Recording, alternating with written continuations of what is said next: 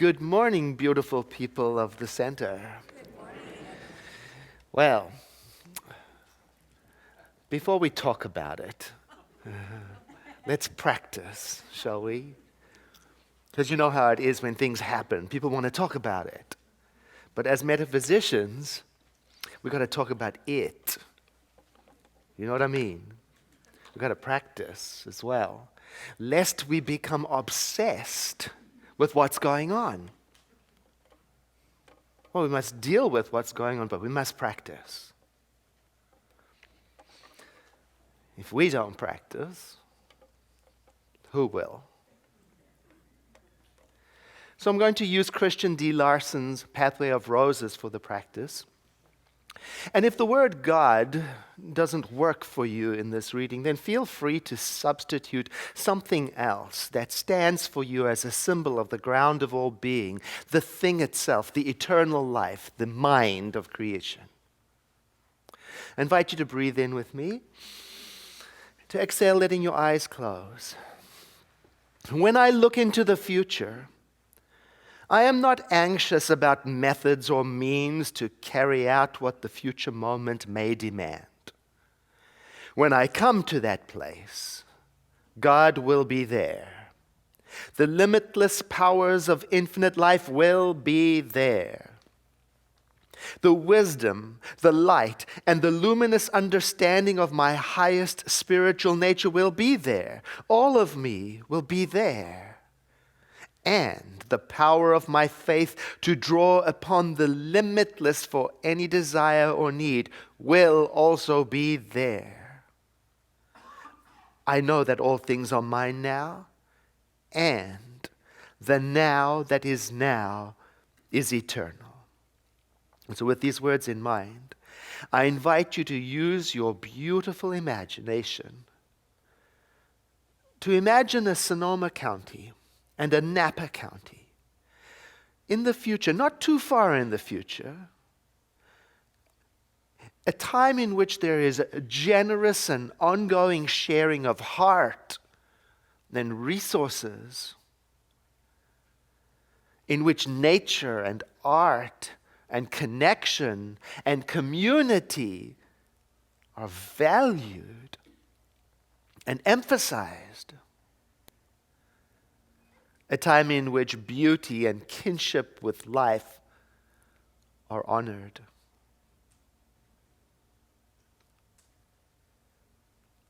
And using your beautiful imagination, imagine our place, our home, our state, rebuilt, but not according to the image it once was, even beyond that. Radiant, healthy.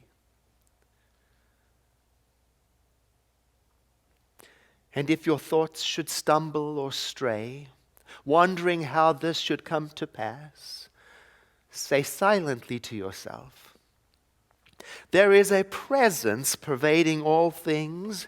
This presence is God. There is a presence pervading all things. This presence is God. There is a presence pervading all things. This presence is God. There is an intelligence running through all beings. This intelligence is God. There is an intelligence running through all beings. This intelligence is God. There is a power sustaining everything. This power is God. There is a unity binding all into one whole. This unity is God. And even though I personally may not know how resurrection is to come to our counties, that power and that intelligence and that presence within me and within all life does. And it responds to my imagination now as I see our home restored. When I look into the future, I am not anxious about methods or means to carry out what the future moment may demand. When I come to that place, God will be there. The limitless powers of infinite life will be there.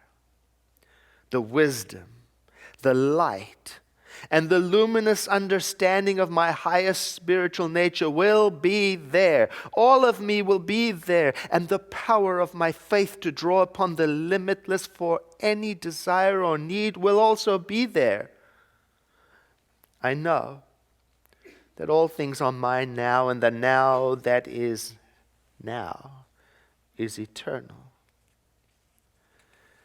And so with this in mind, I use my imagination, my beautiful imagination, to see the beings of Northern California elevated, beyond restored, beyond rebuilt, expanded, heart opened, connected.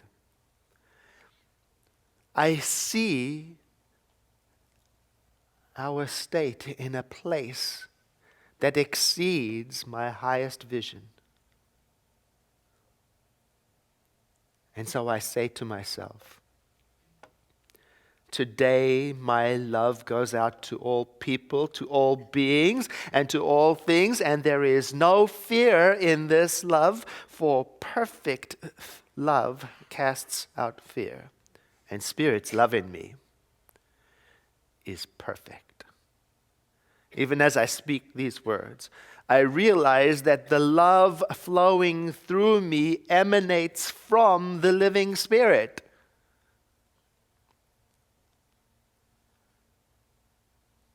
And I make myself available to see with the eyes of love, to see past what I think is possible, to open my mind to embrace wholeness.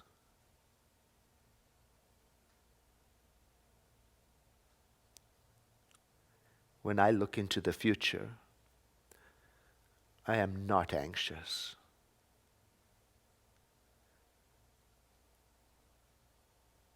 Right now, every weight or burden of thought or feeling falls away from me as I am lifted into the atmosphere of peace.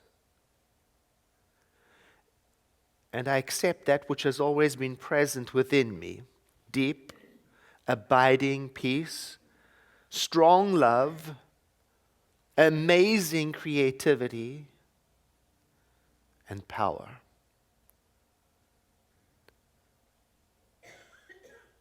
And as I am lifted up, with me are all those who enter into my thought atmosphere.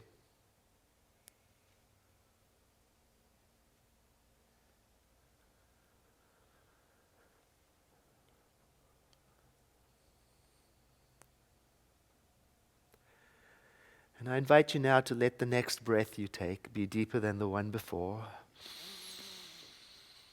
And as the movement of breath restores us to being present in the room, I invite you to just feel and sense the peace that is around you.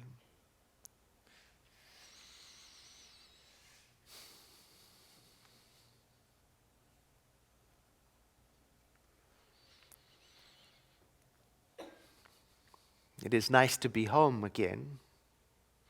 Last week, I was in Atlanta while Dr. Kim spoke to you. I had the opportunity to be with our friend and colleague, Reverend David Alt, who we love so much, who does so much work in the world to raise funds and build schools for children in impoverished nations. And you see, he was to receive a doctorate, an honorary doctorate, and his community had been planning for this for a long time. And then, of course, our city caught on fire. And he called and he said it would be completely understandable if you couldn't come. And I said to him, in fact, keeping things going as best as we can is part of the recovery process. because it helps create a sense of normalcy in an otherwise chaotic experience. And not only that, I got to bring back with me a nice fat check from the Spiritual Living Center of Atlanta for our Member Assist program, which was wonderful, yeah.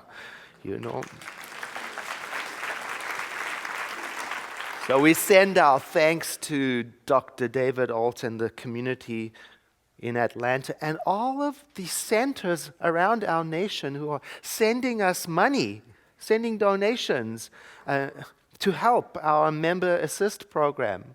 And if you would like to read the messages that come with the donations, take Kleenex with you. They're outside the Grinton Chapel, the place where some of you receive prayer after service. Just in that passage that goes through to the administrative building, you'll see all the letters. Well, some of them are up there so far. Just absolutely beautiful. And we are still receiving donations, and I had a look at the total amount to date. Now, I can't remember how many thousands of dollars it is, but what struck me as I looked at it, it was like, X $1,000 and 18 cents. And I thought, why 18 cents? I mean, who writes a donation of X dollars and 18 cents? Well, it turns out that last week, one of our little ones in the youth and family ministry brought his piggy bank and broke it open over the donation jar. And that's where the 18 cents comes from. And we're going to keep that 18 cents there to remind us that everybody wants to help.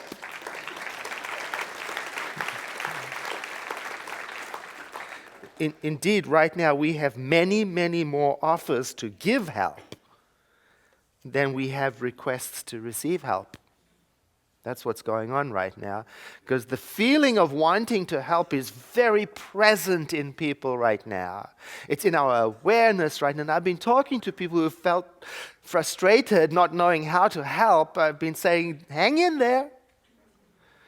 Help is going to be needed later too. Yeah, because maybe it's too soon for people to know what kind of help would be helpful. So that urge to help, nurture it. Keep it alive. Watch that ember doesn't go out. And then what is yours to do, when that becomes clear to you, then do that. I've been talking to people who've been affected by the fires on the phone, on social media, even bumping into them in Oliver's and asking, what can we do? And some have said that without the kindness of perfect strangers and friends and family, that this would be unbearable. And some have even said they've been taken so well care of, as if held, they say it's like angels around them, to the point where some are not aware what their needs might be yet. Because, some people woke up to a whole new world, one that they're not yet oriented to. So it isn't a surprise that they wouldn't know. One person I spoke to who had to leave in minutes. And they couldn't even take the good car out of the garage. They had to take the clunker that they were going to give to their teenagers. That's all they had. That's all they're left with. That's all they got. And she said to me, I'm taken very well care of, but do you know that there is one thing I cannot do without? It's the Science of Mind magazine. Because that is my anchor and my foundation, and I want to read those affirmations. And I thought to myself, I can help. And I felt that rush of relief. There's something I can do to make an impact on someone. And I realized that's in a lot of us. Just tell us what to do. We'll do it. And I've got to be careful that I don't overwhelm people with my desire to complete myself. Oh. This is a good time, though, to open up, to reconnect, to reach out. And we're doing that at the center.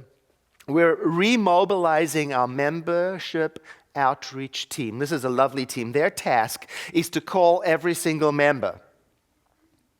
That's a lot of calls. And we call to ask, how are you?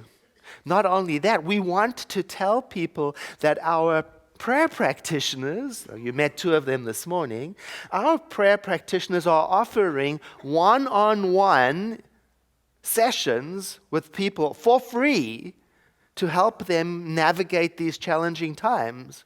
Now, a one-on-one session, what that means is some of you have been into the chapel for prayer after service. That's a short 5-minute experience. But these practitioners also often in-person, one-on-one sessions, like being with a spiritual coach. It is a luxurious moment of spiritual support. They're offering that for free through to the end of November. And why is there a time limit on it?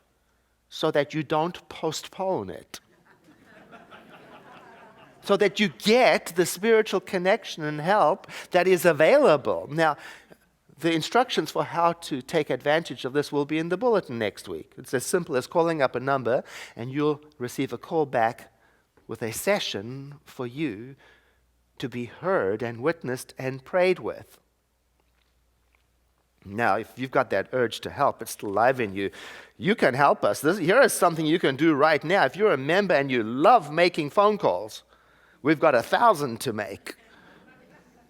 You can help us connect with our people and find out how our community is doing. There'll be a short training. All you have to do is go out, turn left, visit Rodney and Teresa at the table, the membership outreach table, write your name down, and we'll take care of that. And not only do we want to get the word out about the practitioner offer, also we want to start spreading the word of the availability of our member assist program. And we're expanding it so that you don't have to be a member to apply.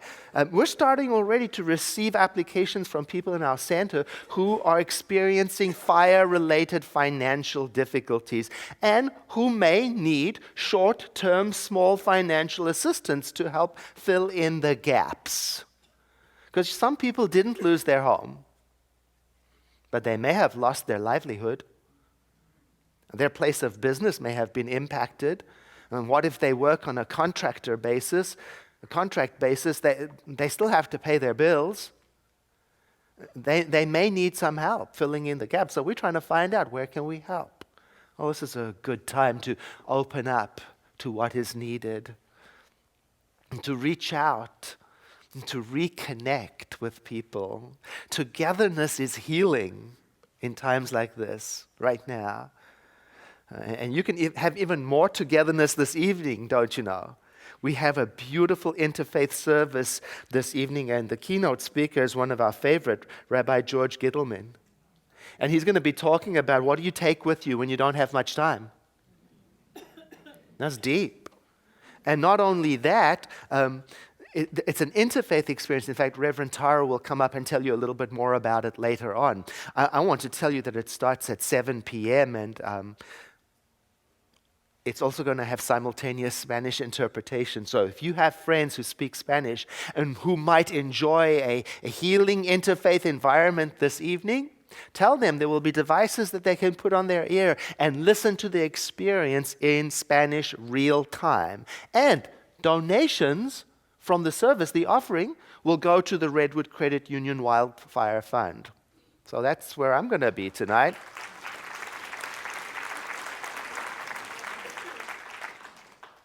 I've been talking to people about what's going on, people who have lost, people who haven't. Some people are reporting a strange sense of freedom, a lightness. Others seem to be going through all of the stages of grief. Some people who haven't lost anything are dealing with a sense of guilt that they're okay. We're all over the map with this, And even though we're going through it over here, life out there is going on. I was made acutely aware of that standing in line at the airport in Atlanta waiting to get on my plane to come back home, Because there was a kerfuffle. Somebody stepped into a line in front of somebody else, and there was this indignant voice raised, "Excuse me, sir, there's a line here." And next thing, sparks were flying, and I looked at it happening, and it seemed so unreal to me to be bothered about that. I wanted to say, here, you can have my place. Just don't fight. Because I think I've become sensitized. Here in Sonoma County, where what I'm witnessing is an increase in patience, an increase in kindness. You know, during the evacuation time, I think it was on the radio, somebody said, you know, when you're packing to evacuate, don't forget to pack your kindness. Oh, that's good. That's good advice. During evacuations and all the time, under any circumstances, it's a good thing to pack your kindness with you every single day. You know, pack your kindness when you're making ready to put a comment on social media and you're irked. You know? Oh, it's a good thing. Pack your kindness and your love and your generosity, because without it, without kindness, this could be unbearable. Especially in 6 months' time, when we are tired and adrenaline is wearing off. Oh, we got to pack that kindness for the long haul. We've got to take it with us. When we feel empty, we've got to dip deep into that bag and get the kindness out. I've been talking to people who have lost everything. And one couple said, we feel like we've been given a clean slate, a fresh start. Now, I checked in with them. It's not that they're in denial. They are quite clear about the associated feelings of loss and grieving that can come up and may develop. But for now, they said, we are feeling like the reset button was pressed. And one of them said something so interesting. He said, you know, I hope that I take advantage of this moment of insight and that I don't slip back into my regular way of being too quickly. Oh, I've been thinking about that, you know. How during moments of radical change and moments of great insight, there is this time just afterwards where a window of opportunity opens in which change becomes more available. But the window of opportunity lasts only for so long before things start to return to normal if we let it. So I've been thinking about that. Because whether or not a person lost their home or anything, it is impossible to live here and not be part of what has taken place. The reset button has been pressed for all of us. And there is a window open of possibility for newness. So I'm asking myself, how much of this goodwill, how much of this connecting with strangers, how much of this generosity and caring and patience am I going to keep alive in me, in my personality? How can I make that a permanent habit? See, because now I have a blueprint for it. I have a mental equivalent. Now I have seen the spiritual value of love in action. I have no excuse now. Can I welcome that image into my awareness? Can I plant those seeds in my consciousness? Because if I wait too long, will I forget what's possible? What I've seen? Might I slip back into my old ways? Or can I let the fires also create a new normal? Well, because these fires have impacted normal of every kind. Normal schedules. Well, we're just adapting, all of us, as we go along. For example, we were in the process of receiving applications for serving on the board of trustees. Obviously, we have to extend the deadline. Obviously. And another thing that's been impacted was our giving intention program. You know, we started in October receiving our pledges and giving intention, and then our city court fires, quite clearly we shifted our attention away from that and turned instead to ask people, how can we help you in rebuilding your lives? And still, many people brought in their giving intention forms, even people who had been evacuated, even people who had lost their homes. And oh, that's moving. No, I thank you for that. Because the reality is we want the center to be here, to continue to function as a place that provides inspiration and spiritual education. So thank you to those people who have been bringing in their intention forms. And if that's the last thing on your mind, understandably so, you'll only get compassion and understanding here. I mean, if you're coping with rebuilding your life, I don't expect you to be thinking of much else. And for those of us who have the bandwidth, who can spare the bandwidth to think of the center's future, please consider turning in your giving intention form today. There's something important to know about it. There's a gratitude gift we've been advertising for people who turn in their form. It was a concert with the Santa Rosa Children's Chorus. Well, we have to reschedule that because those children's school schedule was impacted, their rehearsal schedule was impacted, their family lives were impacted. So they will perform for us, but at a time that suits them better. So you'll get your gratitude gift, but just not at the advertised time. We'll figure it out. But one thing that will go on as planned is the other gratitude gift, which is the intentions workshop, a gift to those people who turn in their form. And I thought to myself, that what a beautiful thing to be doing right now as a Sonoman or Napan, as a Northern California, to get together to reimagine 2018. Oh, a full day of it. Oh, I look forward to that. For now, I invite you to join me in gratitude, a prayer of gratitude. I invite you to let your eyes close and to access your heart of gratitude and the tender innocence of being here. Let us give thanks for the kindness of strangers, friends, and family members. Let us give thanks for windows of opportunity like the one we are in, so that we have the possibility of making generosity of spirit a welcome guest in our consciousness. Let us give thanks for each other and for the warmth and encouragement we feel through being together. And let us continue to, and remember to, imagine a Northern California that is not just rebuilt, but one that is radiant, healthy, beautiful, strong, joyous, and amazing.